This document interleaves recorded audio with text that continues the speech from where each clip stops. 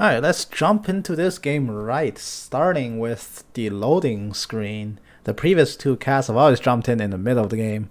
Let's not do that anymore. If we can catch the start of the game, we will catch the start of the game. And now there's once again Red Team coming off a string of 2 losses, has swapped out a lot of roles. Top lane Akali against what I'm assuming is Set. Jungle Rek'Sai against Lee Sin. Classic matchup. No, wait, that is a mid lane Akali. Alawi top. I didn't even see that. Alawi top against the Set. Mid lane Akali against Jace? It appears to be a Jace. Bot lane we have Varus and support Rammus coming up against the Jace and no, not Jace, MF and Blitzcrank. All-time classic. Pretty standard picks from both sides. We'll see if we'll see what comes out of this game. Hopefully it's a good one.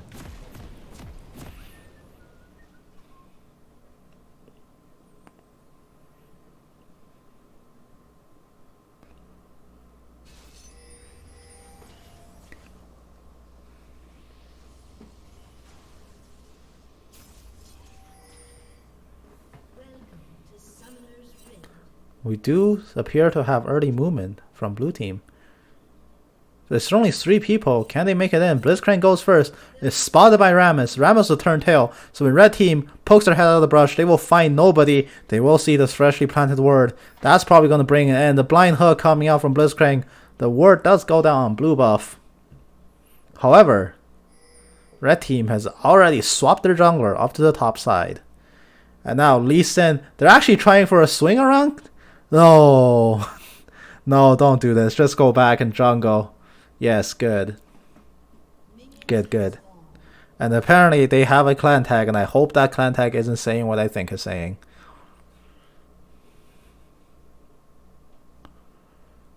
Or maybe just big pen.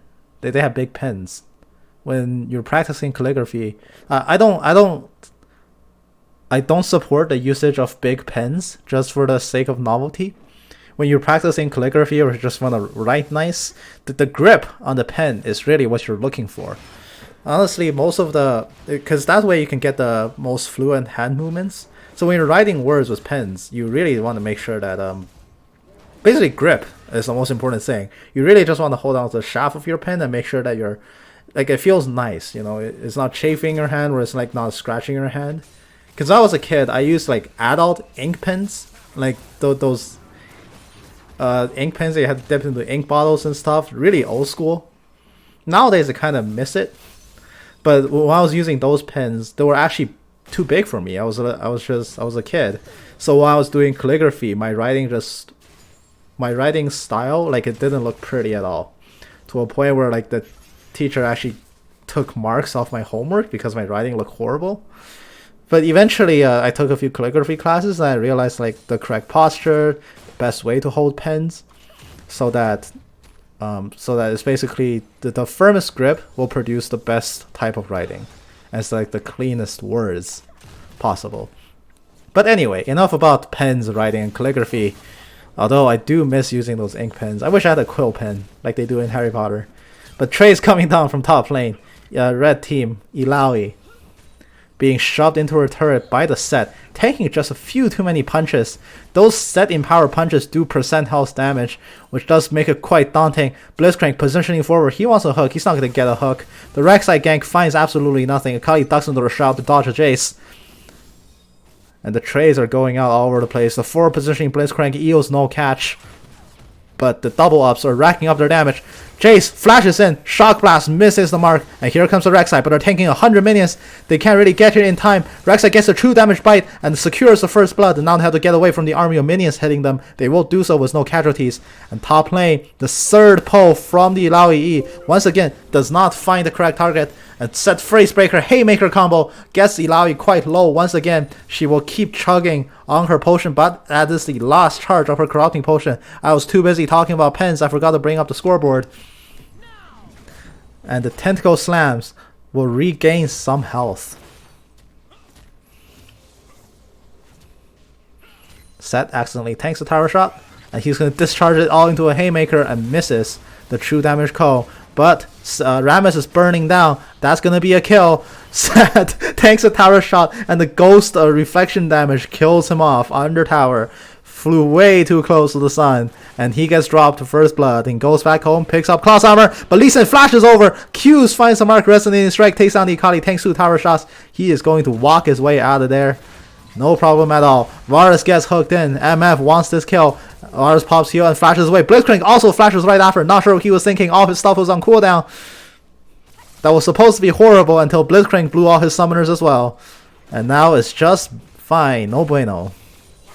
Akali, once again, positioning forward in the shroud, trying to get some poke damage on Jace. Piercing arrow finds his mark. Rek'Sai is coming down bot. Meanwhile, Illaoi grabs the soul, but not winning the trade. Rek'Sai finds nothing, will back off into the jungle. There's way too many minions still. Blue team top lane constantly pushing it in. And Illaoi just cannot find a window to grab souls. If she cannot pull the set soul, she cannot win these trades. Tesla face, but there's no tentacles nearby. There will be no slam, and she takes more damage than she deals out. Jace switches a hammer form and goes in, but slams face first into the shroud and cannot continue his damage output. He is, however, getting solid CS leads just by virtue of bullying out the Akali in lane, but Akali is pretty close to level 5. If she survives this, the dunk and ignite more than enough to kill Akali. She will press S and accept her fate, and she succumbs to the fire and drops for a solo kill. Rammus comes in, Hex Flash over the wall onto the solo Varus. He's far too low, and now Rammus turns tails and runs. The shell does not give him enough resistances. The slows are piling on. So as the self slow, a beautiful rocket hook grabbing him back. The Rammus drops once again a 2-for-0 trade onto bot lane. Illaoi pops the ultimate. Sam will slam her back, but that is not enough. 3 tentacles on top of him. The last bit of damage he needed was not able to come out in time, and the tentacles swing faster than his fist can. And he drops once again for a second solo kill. Despite having the advantageous position in lane, these fights have just not gone his favor, whether by luck or just completely botched execution.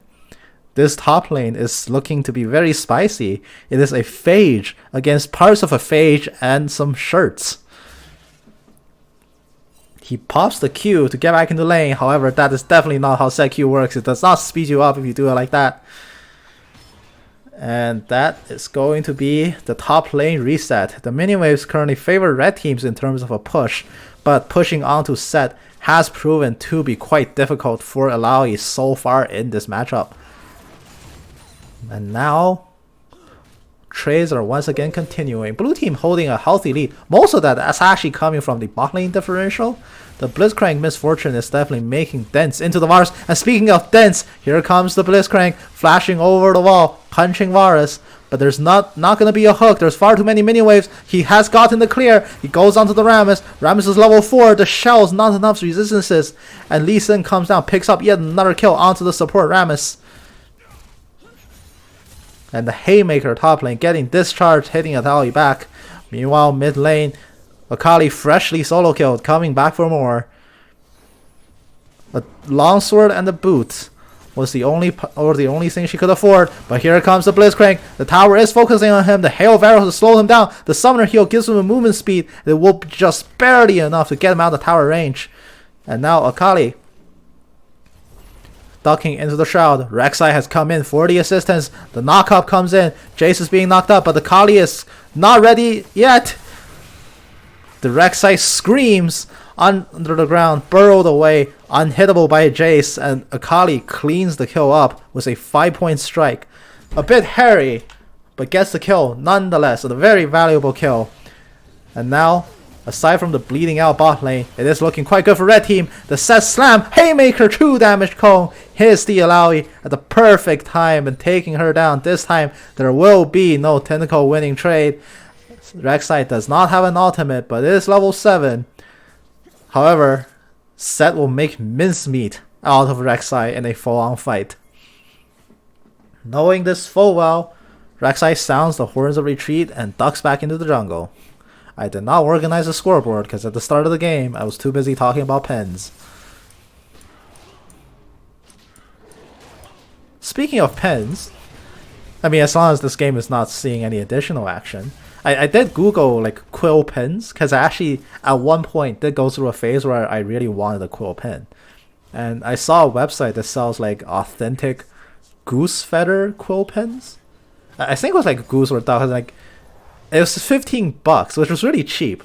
And it also advertises like oh yeah, like each pen comes with like an authentic certificate certifying that the hook goes onto the Rammus, canceling Powerball. Bullet time comes down. The lonely Rammus, not enough resistances to run away from this one. Easy rocket grab into a kill. This Blitzcrank just spoon feeding the misfortune. And this lane is being frozen all the way back here. A very, very dark day for the Varus player, not even being able to find income down here. Meanwhile, Lee Sin finding the solo kill on bot means that he has enough room to go Dragon. Will Rek'Sai catch on? Now she will. Now the Rek'Sai will catch on. The words are going into the river. But anyway, quill pens, right. So like each quill pen was like $15, but it also said like comes with a certificate or something that authenticates that it is genuine goose feather. And I thought that was particularly interesting that quill pens had that certification with it. Now that we're speaking about it, I actually kind of do want one again, even though ink bottles are pretty messy to work with. Lee Sin flashes back, but he forgets how to press R, and he just drops for free. That is not the correct way to do a Lee Sin kick combo. Rek'Sai, not Rek'Sai, Illaoi grabs the soul. Haymaker barely finds his way onto the Illaoi, but Illaoi shrugs off that damage. Set immediately turns and runs for the hill. He cannot possibly win that trade, but the tentacles are coming out fast and furious under the Illaoi ultimate. The Haymaker has no grit. That's not enough damage. Ethan Kleiner drops to the Illaoi for the third death. Blind, not blind hook, there's a word, but the hook coming out. Rammus has had enough, rolls into the MS face. One more tremor would have killed, but it is not enough. But here comes a piercing arrow. Will it find this mark? The flash Q finds the misfortune, gets a revenge shutdown. Very valuable income injection. And here comes the Rek'Sai. There is no knockout. Blitz flash out of the way. The true damage bite, not true damage, was not full fury, but this is enough to find the kill. Misfortune does go back for an Essence Reaver. And meanwhile, Varus is far too poor to complete Rage Blade, so still quite far behind in terms of income. But that shutdown kill will help, unless the Lee Sin has something to say about it. Recalling in front of Lee Sin's face, not wise. Lee Sin picks up his 4th kill of the game. However, he is still quite far behind in terms of jungling. He's being out-jungled by Rek'Sai. Rek'Sai is farming more efficiently and making smarter ganks. Lee Sin's just picking on weak links in the bot lane, which isn't really being converted too much. Like, sure, he gets one dragon, but top lane is kind of bleeding out for blue team. Mid lane, Jace is slightly ahead in terms of just CS and probably raw gold. Let's check the gold income. Yeah, he's quite ahead. He's 600 ahead. But those lanes could use a little bit of extra push. Bot lane, Blizz is perfectly capable of finding 2v2 victories just by himself. The Lee Sin really doesn't need to be down there unless he really wants to pad his KDA or something, but it's not being converted to much more, whereas breaking open top or mid right now would be so much more valuable. Akali retreats through the Shroud, taking a losing trade. And meanwhile, top lane, Set whiffs the Haymaker, and he has to walk away slowly. Illaoi cleans up the wave. They're completely even in CS, and Illaoi has more kills, and she has the better items. Set has yet to actually complete his Black Cleaver, and his cloth armor hasn't been turned into any valuable boots yet. He is definitely not winning these fights. The soul gets grabbed. The Facebreaker only lands a stun. The Haymaker grit was expended, so it does land a bit of extra true damage. But he does take way more damage than he bargained for. Rek'Sai ults in, but gets grabbed by Set immediately. The cone, the slows far too much. And Rek'Sai drops to the Set. There's a solo kill. And now here comes the rest of the cavalry. Lee Sin heard what I said. So now he's making his way back up. But that is 4 tentacles. Test of Faith slams down 2. Wow, that is not the correct way to fight an Illaoi. They gave her 4 tentacles and fought in it.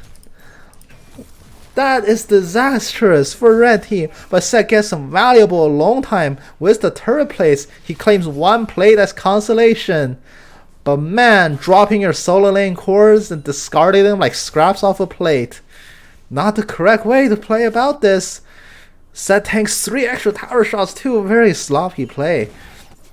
Now the Illaoi teleports back to save the tower. really the only pain point now. Mid lane is getting beat up, but mid lane is still holding, and top lane is just dominating at this point. The Illaoi can take a few more deaths and it wouldn't even matter. She has the pressure, she has the advantage. She can definitely push the guy around a bit more. And bot lane?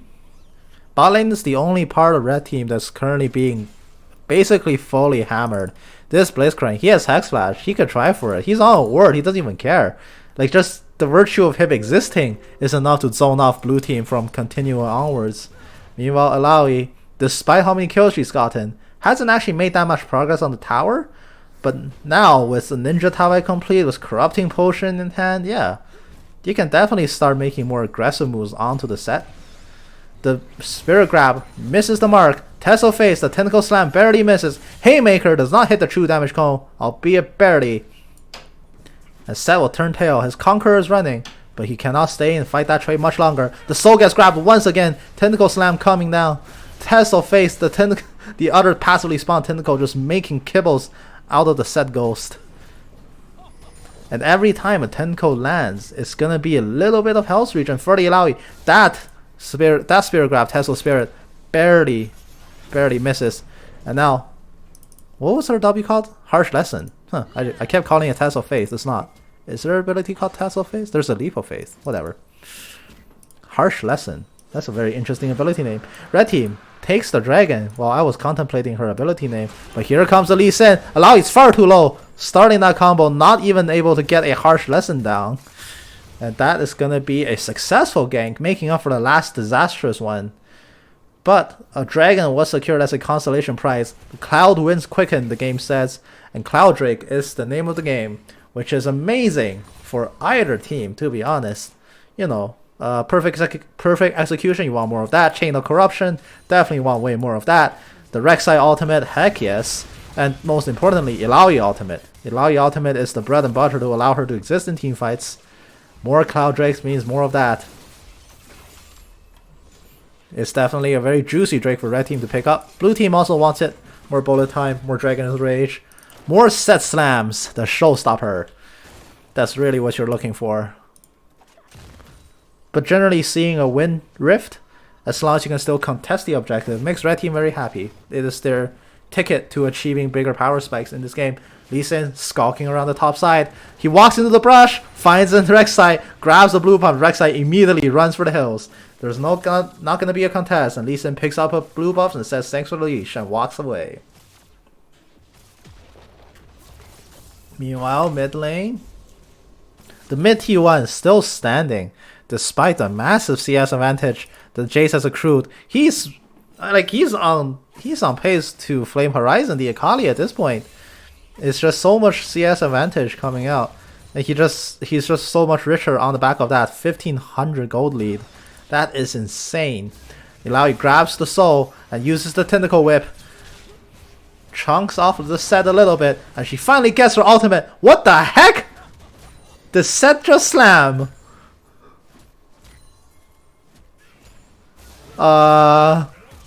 Cool. I believe he was trying to slam the Illaoi, but Illaoi couldn't be slammed away in the middle of her ultimate. What did he grab?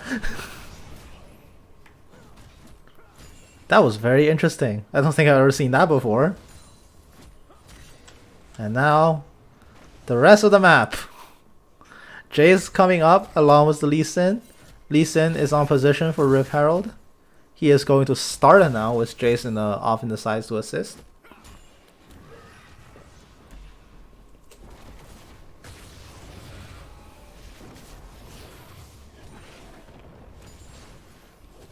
And the rest of the jungle shaping up quite nicely.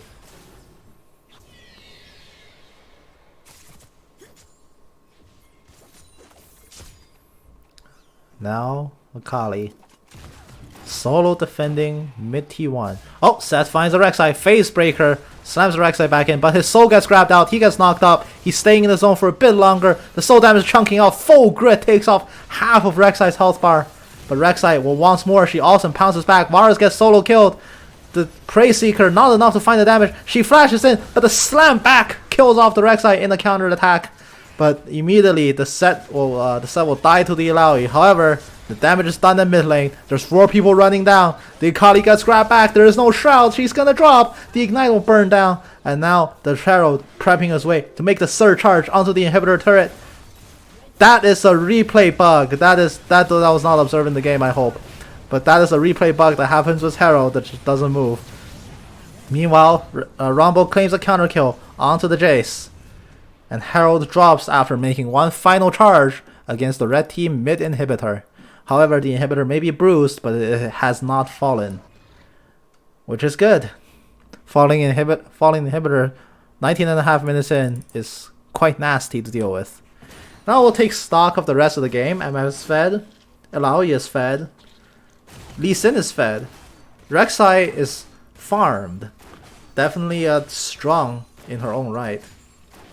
However, red team's bot lane is definitely the biggest weakness right now, along with the set. Like, let's be honest, despite the fact that he has kills in CS, this set it has not been outputting as much as he should, especially not against this team.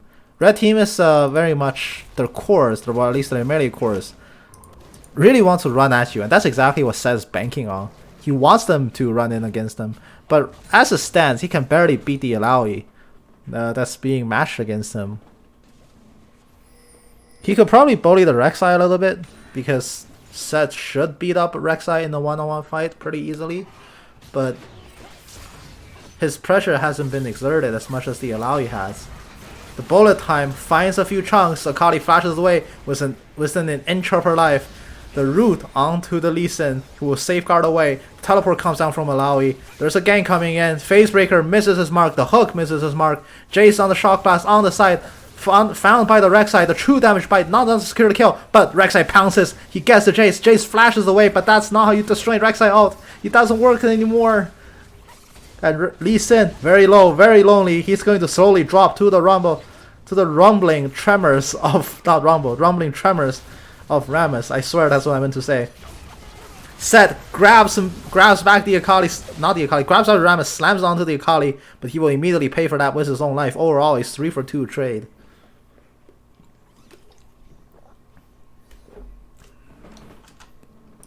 Very scattered fight. Perhaps what red team wants at this stage. They have strong individual members that really wants to fight. And one-on-one, no one can really beat the Illaoi. And Illaoi got her wish and found a lot of individual picks, winning that fight for the most part. And red team's gonna pick up their first Windrake. It's looking quite nice. Quite nice indeed. Now the only thing is, the red team bot lane is weak, but Rammus doesn't really need anything to be successful. He gets insane tankiness stories just from popping Spike Shell, or Spike Carapace, or Defensive Ball Curl, I guess that's what it's actually called. It gives him like 100+ something armor for the duration of it. It's crazy. Yeah, 183 bonus armor just from popping Defensive Ball Curl. He doesn't really need any items. Righteous Glory, Words, yeah, he's set. He's set to charge into people and just start taunting.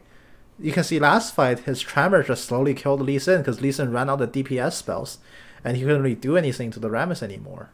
Doesn't matter that you got caught a few times in lane, it's nothing to be worried about. Facebreaker drags in the Illaoi.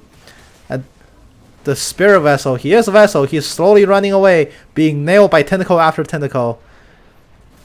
Oh, the one more tentacle finds his mark. What's he doing? He's standing still! No!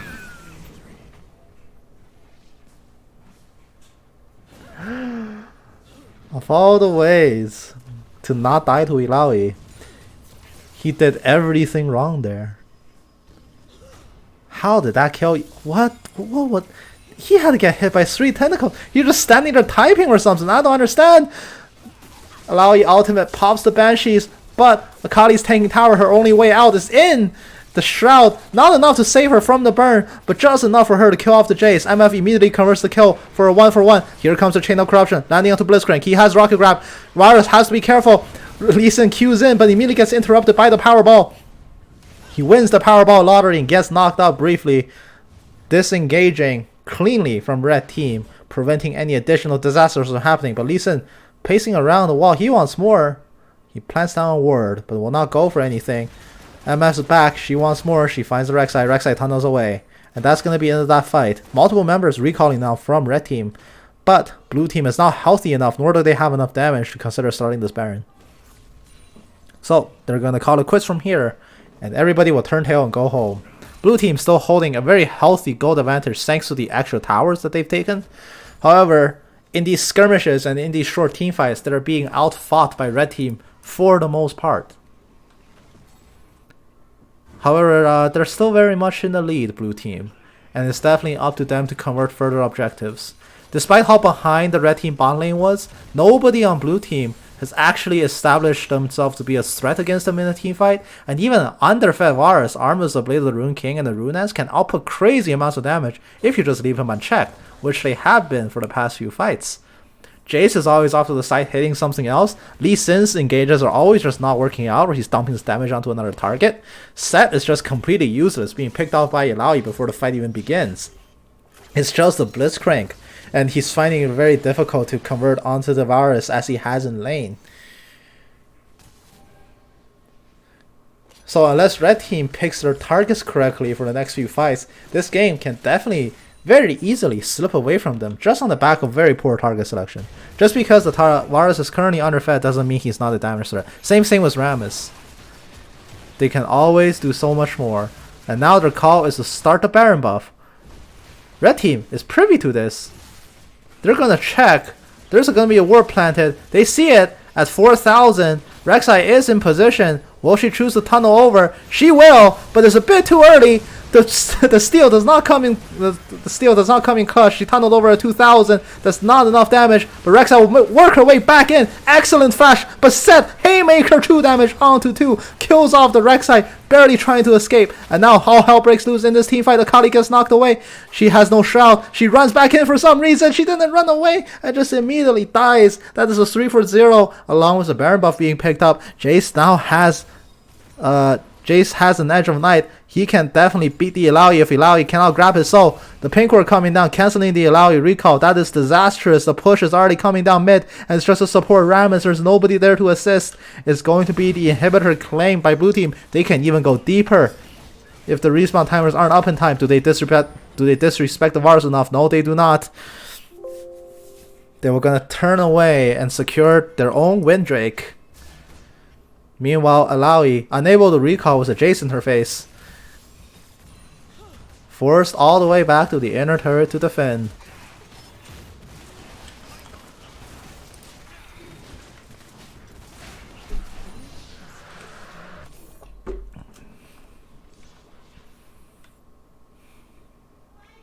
And now, the game has settled down. But for how long?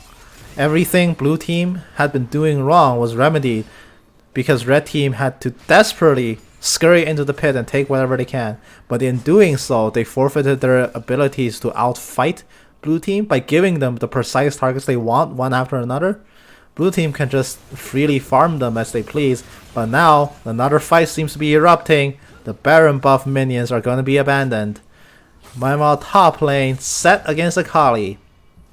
Set does not have any defensive MR items, but he has a healthy 3-level lead against the Akali. Even the naked haymakers doing a number, and without even committing really any major damage. He should have just ulted the Akali actually.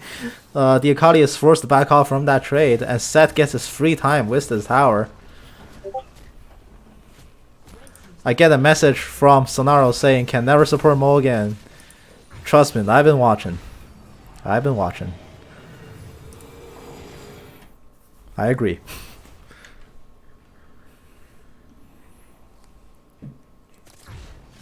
And now Set recall.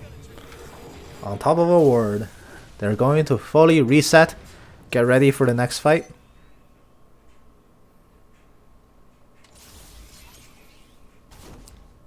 And it's all up to red team to pick up the scraps.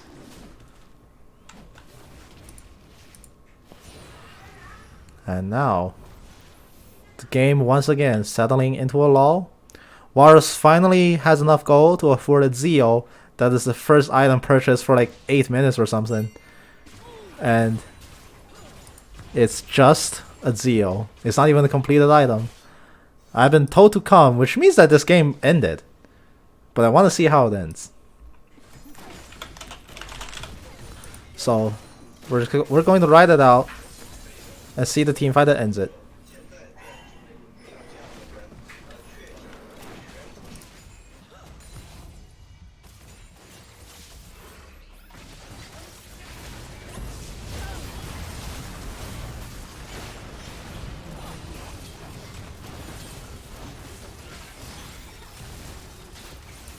Oh, I had to mute for a second, but you did get to see and allow you turn a team fight single-handedly. Very terrifying that JK, you got yoink KW. Oh, that's fine. That's fine as well. I'm content just doing this. Rek'Sai comes out of the Rek'Sai comes out of the burrow and just immediately pounces, but it's not gonna find a mark. And red team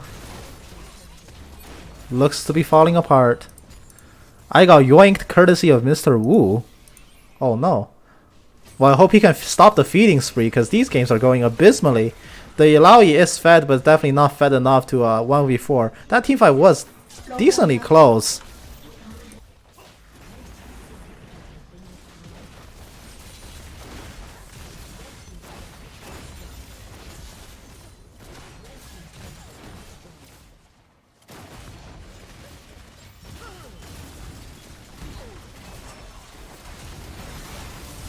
I'm back again. I didn't mute. What's going on here?